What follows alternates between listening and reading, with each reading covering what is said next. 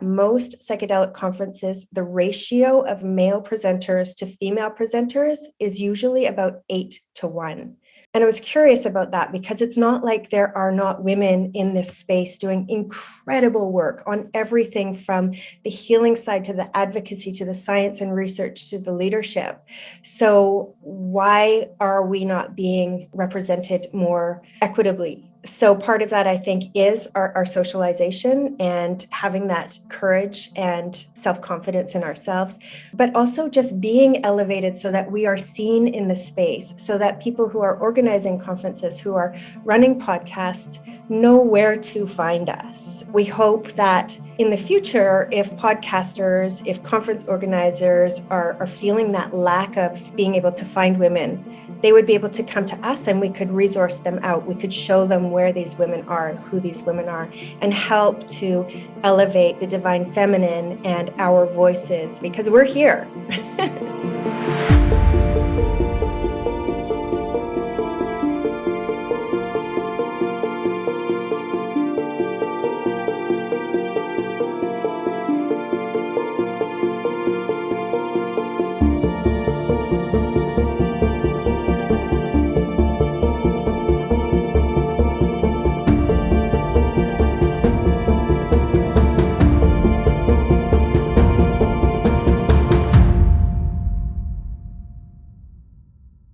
Hi everyone, welcome to another episode of the Psychedelic Conversations podcast. I have with me Donna Harvey today. She is a very special guest, and she is the founder, psychedelics educator and guide, public speaker at the Flourish Academy, which is my favorite place to be now since I've discovered her.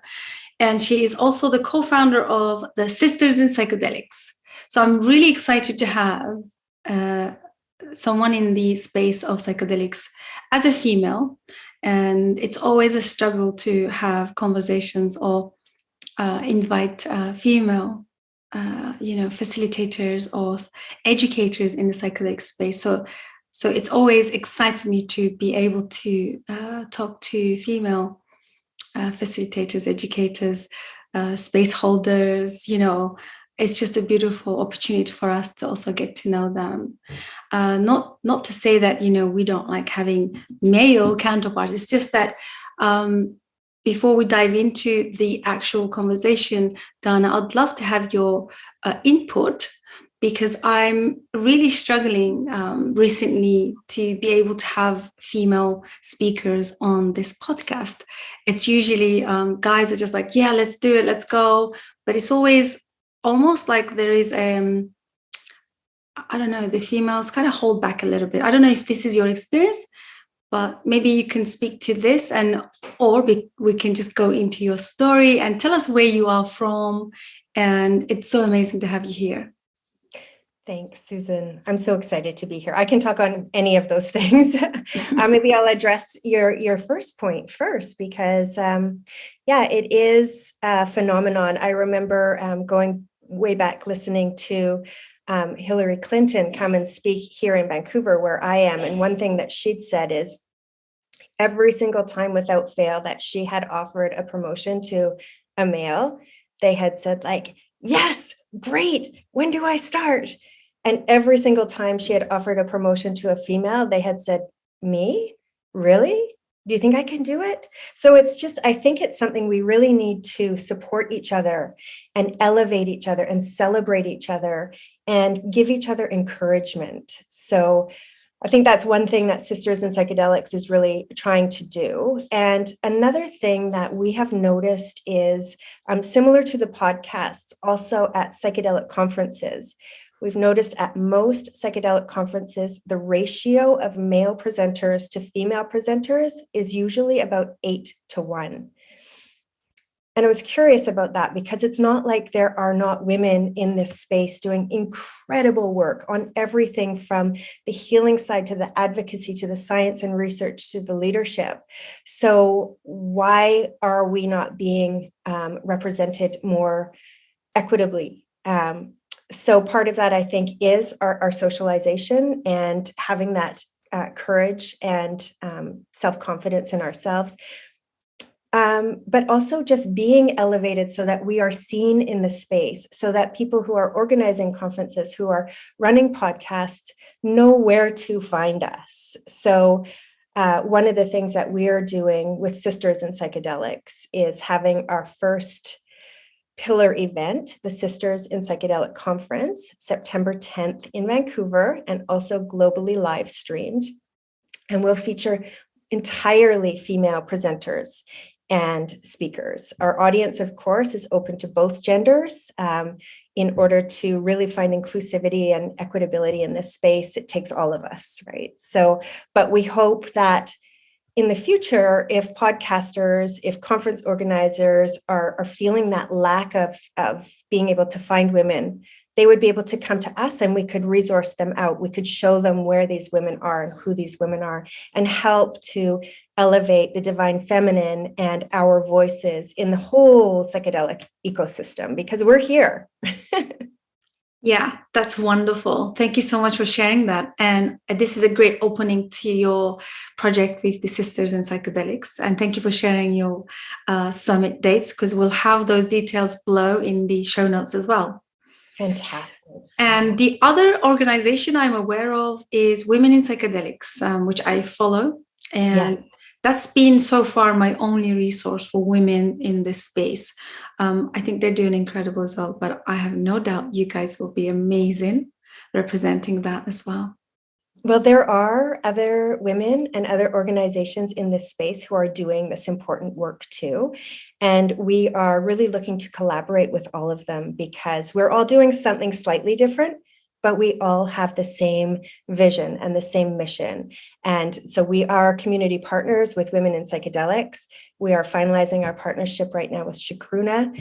And, we need to acknowledge the others in the space who have been doing incredible work. There's Cosmic Sister, there's the Women's Visionary Council, there's Entheogens, and of course, Shakruna and Whoop, Women on Psychedelics. And I think one of the inherently female, predominantly female characteristics in business is collaboration. So we are intending to use that as a strength in what we're building. Amazing. Thank you so much for that. This is such a great work. It's a great opening to this conversation. Now, can we talk about what I'm excited about, your background story, and how did you come into this space or working with the psychedelic medicines? Yeah, thanks for asking. My background is quite different than many people who are working with the medicine in this space, who have come from therapeutic backgrounds, healing arts backgrounds. I come from a very corporate background. I built a career in global communications, specializing in emerging industries and new technologies for over 30 years. And I worked my way up the corporate ladder, and it made sense for me to be recruited into the industry of psychedelics. So I came into the industry or the ecosystem of psychedelics through being CCO and head of investor relations at one of the leading publicly traded psychedelic companies. It was an amazing opportunity. It allowed me to really marry together what I had personally experienced in my life, the shifts, the transformations that I had experienced with these medicines, and to really dive deep into the research, the history, the future, and bring together personal experience with facts, and to really feel that I was doing some good in educating other people about this as well, and contributing to the destigmatization. However, at the same time, I was going through some personal things with my family that needed a bit more attention from me. And the 18-hour work days in a startup public traded company weren't kind of working well for that. And I was also experiencing anxiety that I had never experienced before. The things that used to really turn me on and make me excited about what I was doing were really like giving me heart palpitations. So I wasn't in really great shape. And along with that, I felt a bit buoyed by catering to investors who didn't understand that psychedelics is a long-term game. It's not a penny stock to trade up and down and to be concerned about on a daily basis, and have to cater to that with my communications. So the fit wasn't quite working for me. And around that time, I experienced another transformational experience myself. And I really got a download, like a smack in the face of, this is not where you're supposed to be anymore. It's time to take your knowledge and your skill sets elsewhere. And along with building my career in communications, I had always mentored and coached people on the business side, and in life skills, in life transformations, and particularly younger women, because I was working in predominantly male industries. I felt it was my responsibility to elevate and lift up other women in the space that I was in as well. So within 6 weeks of that experience that I had resigned and stepped away, really retired with no intention of going back from that corporate career, which was an experience in itself, of me realizing how much of my ego was wrapped up in, and my identity was wrapped up in my career, and how to navigate not having that financial security that I had in that corporate career. But I never wavered. I knew what I was going into was the right place for me. So I stepped away and I dove deep into training and educating myself on integration, on somatic integration in particular, on trip sitting, on microdosing, everything that I could get my hands on in order to kind of find out where did I fit. I knew this is where I needed to go, was to working with people. And I also had a unique opportunity to apprentice under a psychedelic therapist who, again, talking about like women's self-confidence, he had more faith and encouragement in me than I had in myself, and allowed me to really learn and through experience with him. And whenever I had that doubt of like, who am I to be doing this? He would encourage me with, who are you not to be doing this? You have something very special to offer here. And so I developed, first of all, my pillars. What did I want to bring to the world in this psychedelic ecosystem based on my passions, my strengths, and my knowledge? And my pillars are loving guidance. So providing loving guidance, sharing evidence-based research or sharing evidence-based knowledge, and cultivating supportive communities, because I believe that community is the future of healing. It's what we need, and particularly in this psychedelic space where you can't just have conversations with everybody about what you're going through and what you're experiencing. It's very important to have community to cultivate, to support you, to learn from, to share with. So taking those three pillars, I really moved into guiding people who were already choosing to use psychedelics for self-transformation and for self-growth. So they'd already made this decision. Now, how can they do that safely and effectively and transformatively? And that's where I felt that I could really step in to help. And so I provided microdosing coaching, both in groups and one-on-one. And I also provide on the full doses, the real container of preparation, of trip sitting, and of integration afterwards. And parallel to that, I was part of a community for those who know tripsitters.org. And Chi and Letty, they were where I had done some of my education and training. And we had built, those of us who had taken their trip sitting course, I guess it is, like a couple of weekends workshops. We wanted a way to continue to stay in touch. And someone had said, oh, maybe we should have a Zoom call. And someone else said, oh, maybe we should have a Clubhouse room. And I thought, well, I know how to do Zoom calls, but I haven't heard about Clubhouse yet. So why don't I put my hand up to do it? And then I'll learn. So for me going into Clubhouse, I had already a community that wanted to learn. And I think just through consistency and having people who are passionate about learning about psychedelics come together in this space. The Flourish Academy Clubhouse Club has really flourished, I'd say. We have about 1,400 members.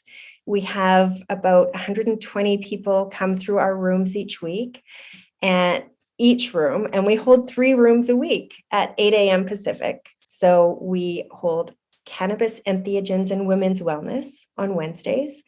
On Thursdays, we have Psychedelic Microdosing 101. And Fridays, we have Psychedelics 101. And our audience ranges from those who are just curious about it to those experienced psychonauts to many, many professionals in the ecosystem. And through that, we have built, I would call it more of a family than a community, a super supportive place to go, to learn, to share, to support. And we alternate between having guest speakers in who can really share that evidence-based knowledge that I crave to share with the community. And alternating weeks are share and care rooms, which are just open forum. Come with your stories, come with your asks, come for integration, come to give support, come to get support. And it's just become a really, really lovely place to be. We have people that come to every single room without fail, and they have from the beginning. And they've said they got more of an education in those rooms than they have through certification courses in psychedelics than they've taken. We've had people who have changed when they get up in the morning. They've changed their alarm clock so that they can come and join us every morning. So it's a very loving and supportive place.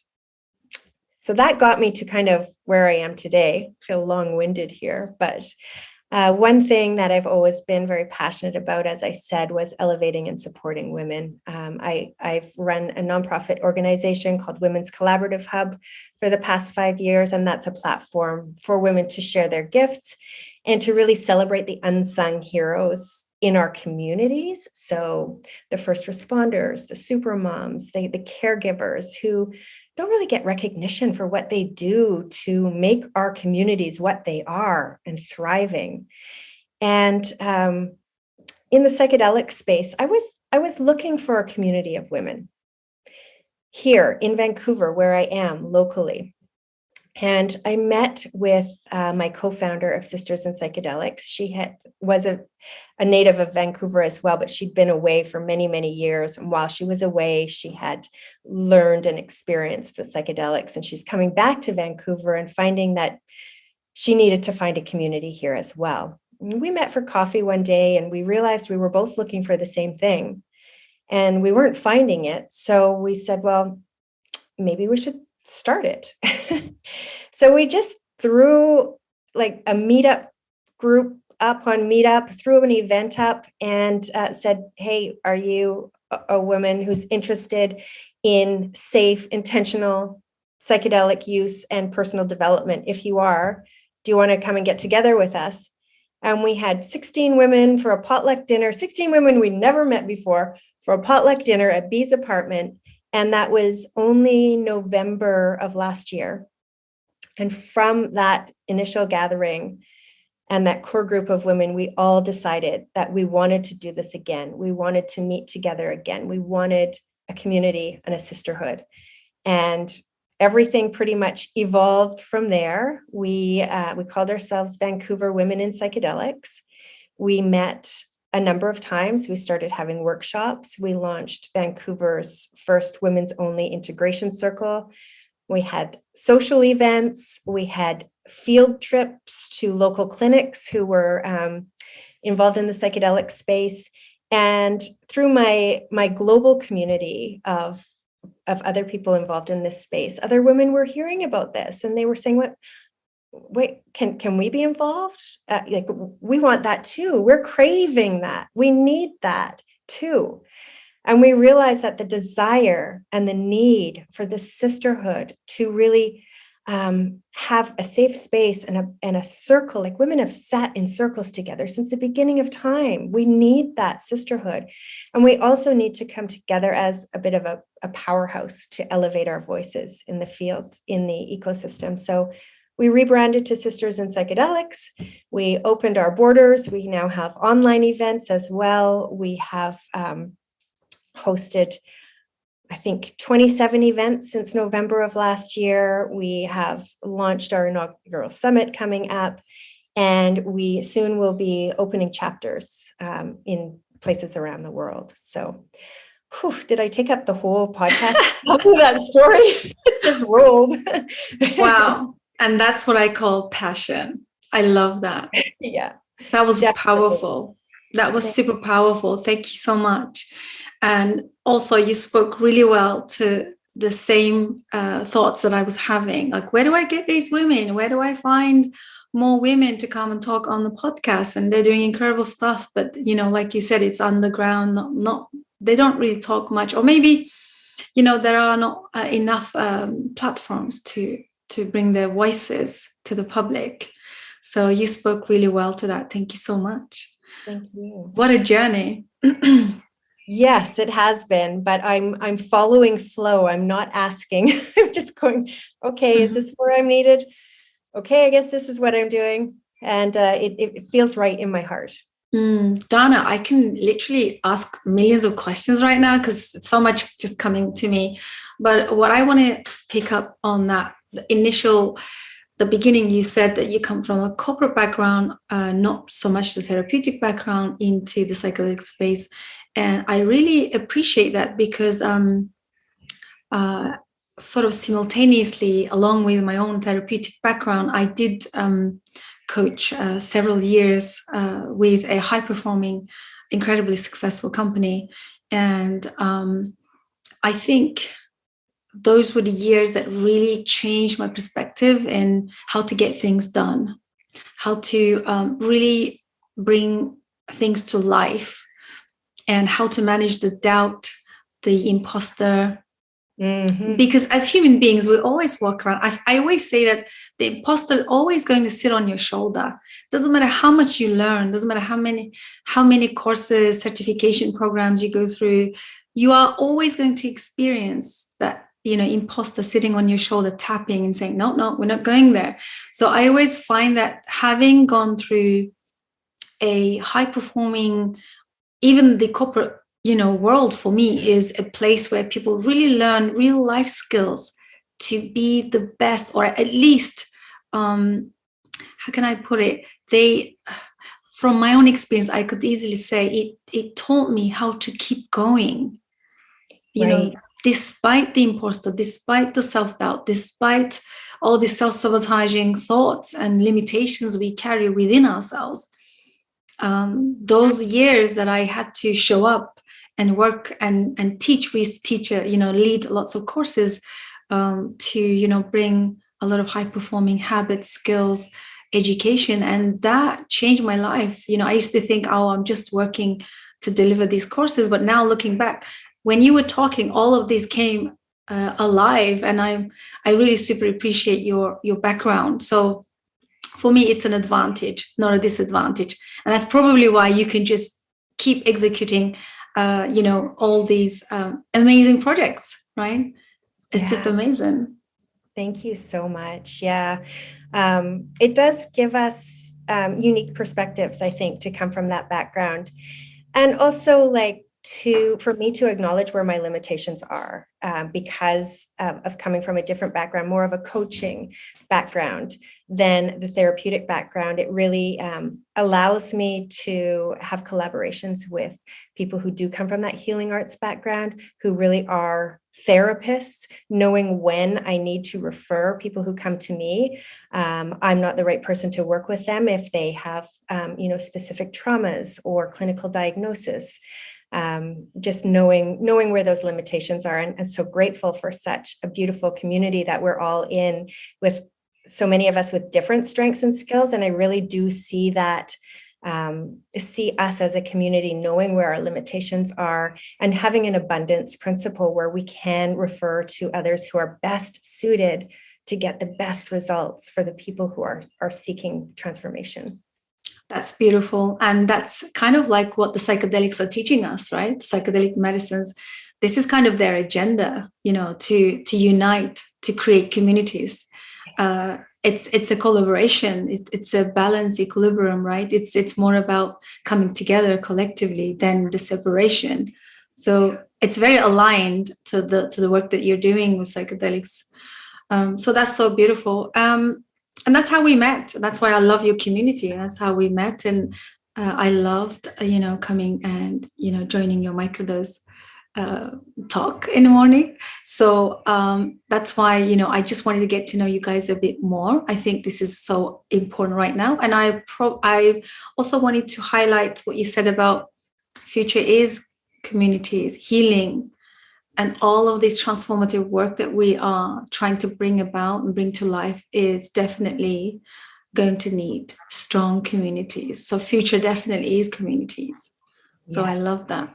So you guys kind of paving the way, leading the way ahead. Thank you. It's fun. I love it. Yeah, absolutely. So I just wanted to also touch on your training, because you did say that you took somatic trainings, compassionate inquiry. Is that Dr. Mate's program? Yes, I have not taken compassionate inquiry. However, the therapist who I apprenticed under uses that and is well trained in that. So I picked that part up. But I can say the somatic integration with Atira Tan, just incredible learning from her and her organization. So that's one thing that I lean on a lot, and was so interesting for me to learn, because I learned so much about myself and my own division from my body, my brain, my heart, my soul, my spirit. And I had to do so much of my own work before I could even start to bring any of that into work that I do with anybody else. So I love that. Very impactful for me. I love that. She will be our guest soon as well. Oh, amazing. Mm-hmm. Yeah. Oh, so much reverence for her. She has done. Yeah, she has. I love the way that she also paving the way, bringing the somatics. I also have a couple of other people that are actually really using psychedelic somatic approach. I love that. And that's my background as well, somatic training and therapy. So anybody who goes through the training and understanding of the primal work with the somatic healing, I think it just takes us to the next level, and you realize the limitations deeper than you would do with any other training. This is my also experience. And, Dana, one thing I wanted to ask your opinion or speak to as well, if you could. One of the things that I've been having around this concept of, with psychedelics, we always thought, or somehow we've been told, that they are all mind altering, which is true. It is true, but it's half of the truth. I always thought from the beginning of my own exploration, from the beginning of when I first discovered ayahuasca, understanding somatic processes of our own primal consciousness, for me, it was no surprise that the medicines were somatic, which is kind of very different than the general, understanding of psychedelics are mind altering. It works with our mind. However, for me, it's always the body. I knew that it was doing a lot more with our body than our mind. So it would be nice to take your opinion on that, if there's anything you'd like to say.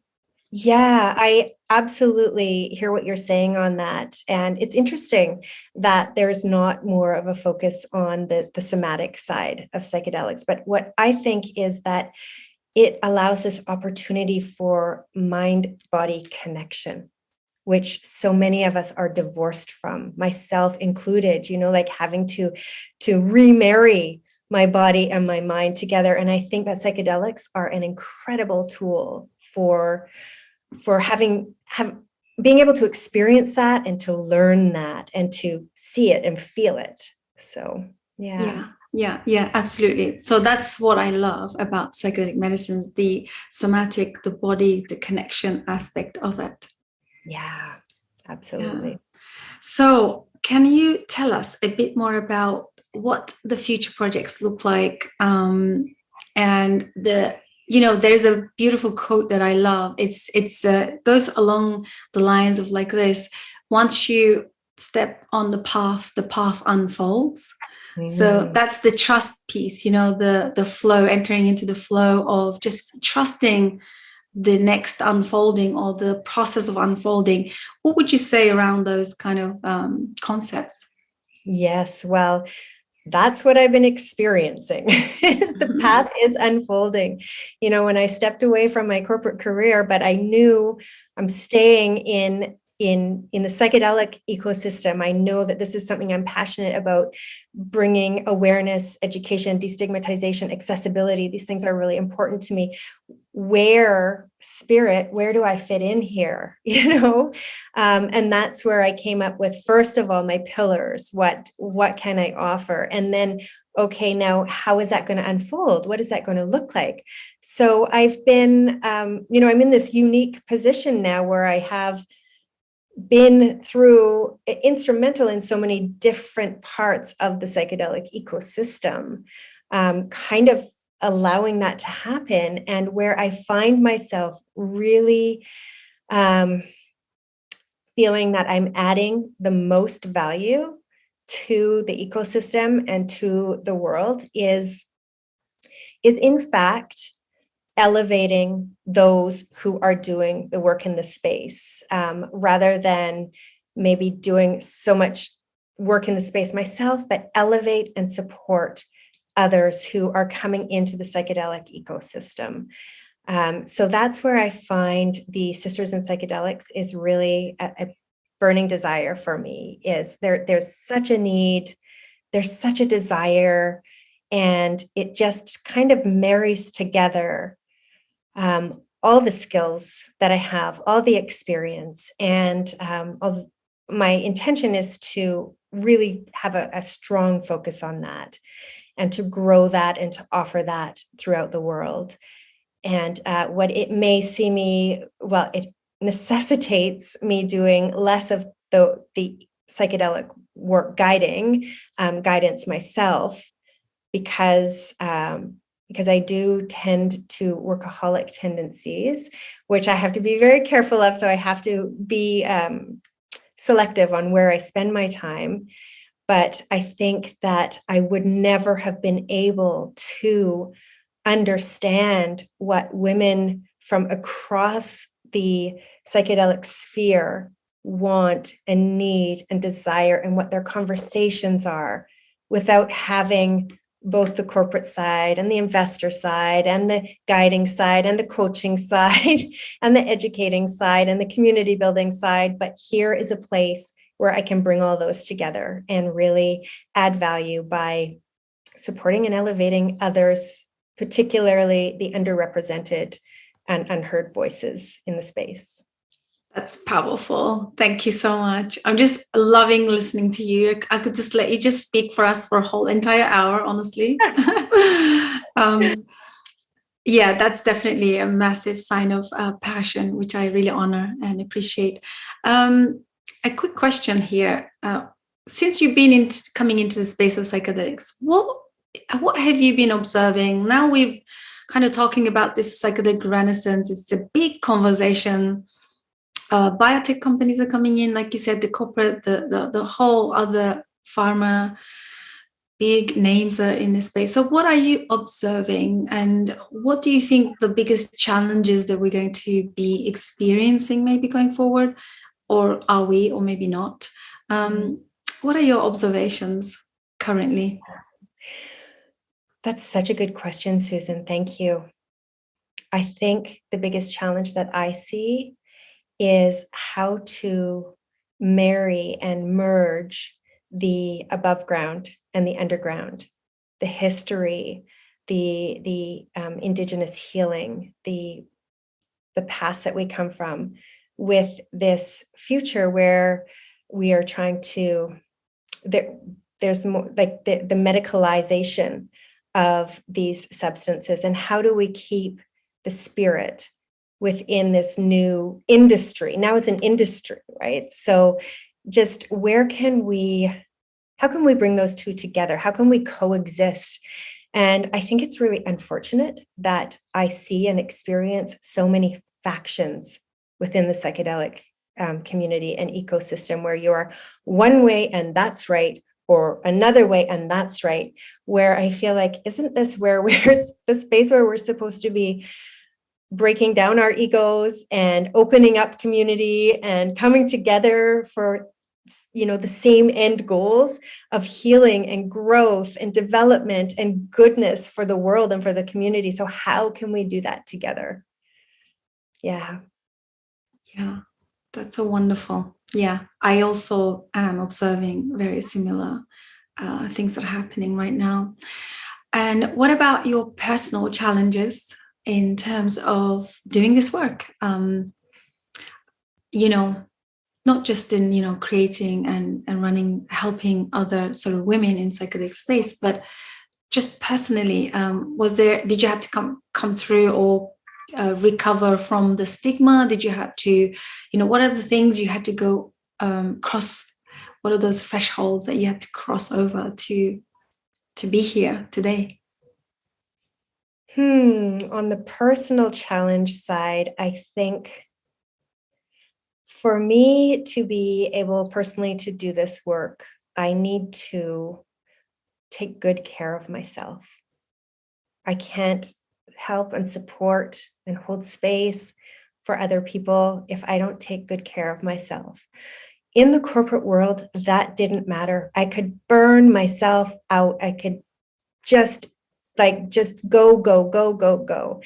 And just learning that the best way to serve in this space is to start with myself and to ensure that I hold space for myself and that I'm sacred with my boundaries and that I don't tend towards that overworking and being too busy. Like just learning to just be has been a challenge for me.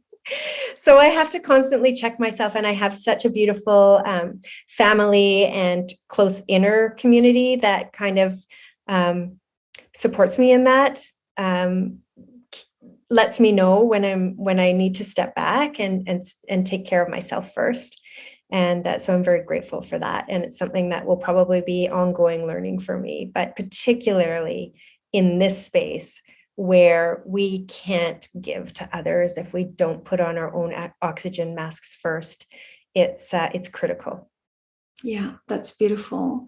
And did you have any stigma around the substances? Because most people that, come into the space, they do talk a lot about, having the recreational or creative experiences when they were younger, maybe even bad trips, and then they had to also work through those kind of things. Did you have any similar experiences, or was it just a direct, yes, I love this, this is the path? What was it like for you? That's such a good question too. I think coming into the psychedelic sphere professionally was easier for me than many others because it was corporate. It was a publicly traded company. There's some legitimacy behind that. So it was easier for me to talk about it than on more of the guiding, the coaching side, working with the medicines themselves. But I think part of my passion is to help educate and destigmatize and create accessibility. And so it's my role, if that's my passion, it's my role to speak out and to kind of cop whatever comes from that. So you still need to be discretionary as to how you bring it into conversation and understanding where other people are coming from. But I just realized that, again, like, if not me, then who? Like, who's speaking up? If I'm this passionate about it, we need to lead the conversation. Otherwise, it's going to continue to be stigmatized and continue to be misunderstood and misused as well. So I've just kind of stood up tall and said, okay, I'm going to talk about this. Yeah. I love that. I think education it's so critical right now. Yes. Around these substances. So we had a Psych Summit not long ago in London. And we had all these global influencers and research companies attended. A friend of mine attended, and I think she said something along these lines that everybody that came to talk and present at this summit, they never used medicine. They don't know how it works, because they're all kind of represented, like you said, either corporate companies or research companies or science background or neuroscience. So there is this thing, that's elephant in the room, where they're doing all of this work, but I always see this, there is a huge gap between those who are really hands-on involved in the facilitating and working directly with the substances, and then there are these whole other group of people who are just researching. Even if they use them, they probably won't talk about it, because I'm also having a very difficult time bringing on people to speak about substances, psychedelic substances, if they are in this research space, because they are really worried about, their reputation, or, like I said, there is always this sensitivity around this subject for those people, unfortunately. Yeah, I do think that it's really important for people who are working in the ecosystem to have the experience themselves, to be able to really understand what they're working with and what the potential is. However, let's face it, in most places, psychedelics and psychedelic use is illegal. And so people in these positions need to be risk averse. They really need to be careful about how they talk about it. And, when I was heading up communications for this publicly traded company, that's what I had to coach my CEO on, is like how to talk about it without talking about it, because you can't put yourself in that position of risk at this point in time. So by leaving that, the corporate confines gave me more freedom to be able to speak out about my personal experiences as well. Yeah, that's wonderful. I mean, we have a clinical psychologist. I think you may know her, Dr. Watts. She is the only one in that summit to confront everybody in a way. Like, this is not what you think this is. You really need to be hands-on here, and there's lots of missing pieces that we're not talking about, like community aspect, as you said earlier as well, and the integration and the connection and the trust piece. It's not about just gathering a bunch of people and then putting them into this lab processes to do these researches, but there has to be an element of the spirit, the compassion, the piece of the trust. And it was just like one of those moments where everybody's just trying to avoid. Do you know what I mean? It's just, again, there's a lot of, sensitivity around these kind of approaches, unfortunately. But, let's keep talking about it. Let's just all keep talking about it. Changes are coming. I'm very fortunate here in Vancouver and in Canada, where we have more freedom than many places in the world. Health Canada is making great strides on the medicalization route with Section 56 exemptions and with the Special Access Program. Vancouver has decriminalized a number of drugs, including some psychedelics, including MDMA. And the Vancouver police have also taken an interesting approach. I don't know exactly how to put it, but I would say the result is there are at least 10 open mushroom dispensaries in Greater Vancouver area that are just like cannabis dispensaries, which are legal here. They're open, they're advertising, they have all sorts of very swish brands, and somehow they're able to do it. So I think sometimes I have to remember that it's not like this everywhere in the world. Yeah, that's exactly what I was thinking right now. That's amazing. I know US is doing great leaps in, decriminalizing, and especially some of the states are way ahead of everyone else right now. But I can just imagine Vancouver or the Canada doing a great job in terms of legal landscape. Yes, So, exactly. And one of the reasons, besides this being my hometown, but one of the reasons we're excited about hosting the Sisters in Psychedelics Summit is not only is the element of elevating and celebrating women here, but also really helping to bring some attention to Vancouver as the psychedelic capital of Canada. Yeah, that's wonderful. Amazing. Thank you so much. As we're coming to the end of our conversation, Dana, just wanted to pick something up earlier. You said about coexisting with the Indigenous roots and the modern way of education and facilitation. So I'm aware that we probably will need to, all of us coming together, we will probably start creating new foundations, new ways of facilitating for the modern lifestyle. But also, I love what you said about coexisting with Indigenous roots as well. So I'm fully aware of Chacruna and their work. So I'm really also appreciating it. And what are the kind of collaborations you're looking to build here? And how would you bring the coexisting part and Indigenous part into your projects? Mm-hmm. Yes, good question. I think I'm doing the best I can there with Clubhouse by having guest speakers from all realms, from the underground healers to Indigenous leaders to the corporate investing side, like just opening the opportunity to hear from everybody and to learn from everybody. And I think also Sisters in Psychedelics, the breadth of who we want to bring into the fold and elevate and celebrate is the marriage of all the different factions or the different parts of the ecosystem, having the Indigenous roots, having the BIPOC leaders, having the publicly traded companies, having the researchers, the scientists, the advocates. Let's have the opportunity to all share and listen and learn from each other. Yeah, and that's a wonderful way to close this conversation. Thank you so much. That's been wonderful. And it's been really amazing to get to know you a bit more. And I'm really a big fan of your work, Dana.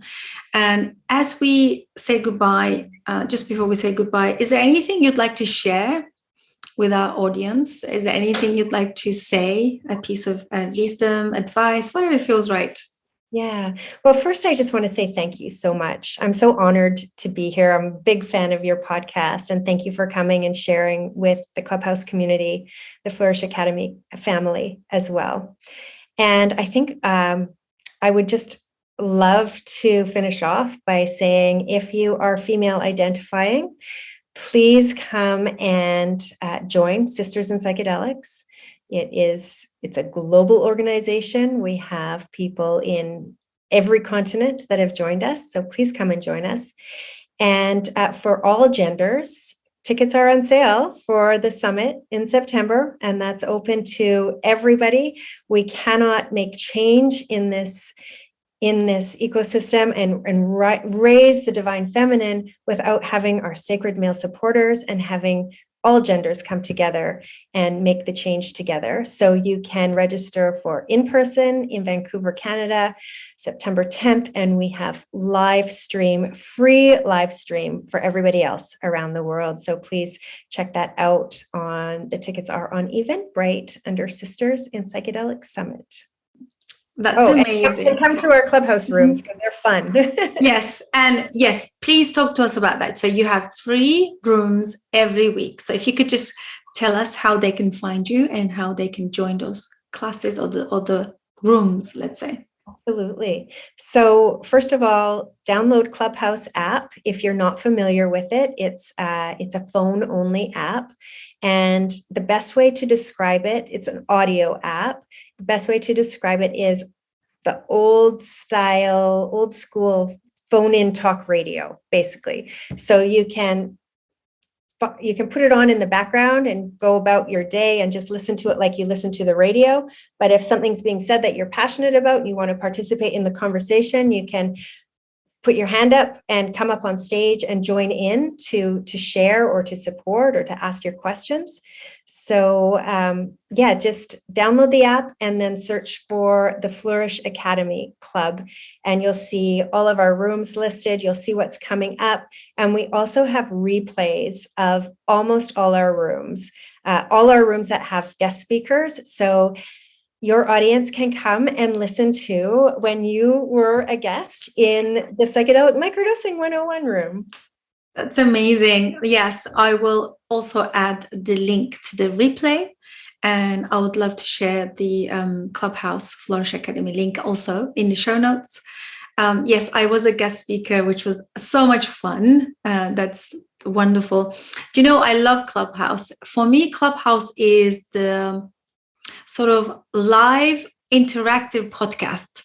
Yes. Let's say, right? Because it's live and interactive. It's like you could literally put your earphones on and go about your day listening to the rooms, different topics, different, conversations are going on all the time. You can tune in. And what I love is that, like you said, you could literally, if something comes up that you resonate with, you could just jump in and speak. Yeah. So that's so wonderful. Yeah. Great. Okay, Dana, we will share all of your links and your event for the Sisters in Psychedelics. Also, your profile, you're on Facebook, you're pretty much on social media everywhere, Instagram. We all have your links down below as well for our listeners. If they wanted to connect with you, comment below as well if you guys enjoying this conversation. Thank you so much for joining us, and do not hesitate to get in touch with me or Dana for anything, any questions you may have, or just want to connect and join her community as well. And Dana, thank you so much. It's been a pleasure having you. Yeah, likewise. It's been fun and an honor. Thanks. Thank you. We'll be following your progress and your projects. And I always love having our guests back for part 2 in the future. So looking forward to connecting again very soon. Something to look forward to. Thank you. Yeah, wonderful. Thank you everybody for joining. I'll see you guys on the next one. Bye for now. Much love.